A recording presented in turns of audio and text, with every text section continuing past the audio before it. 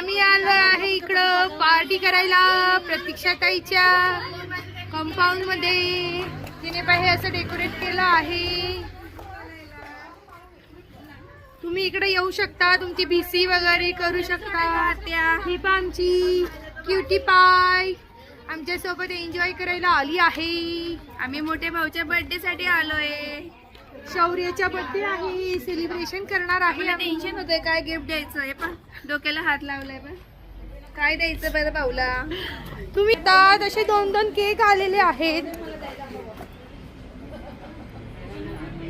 आता तो आम्ही एन्जॉय करणार आहे. यांच्या गॉसिप्स होत आहेत, देराण्या जेठाण्या भोजा यांच्या. पोरं एन्जॉय करत आहे.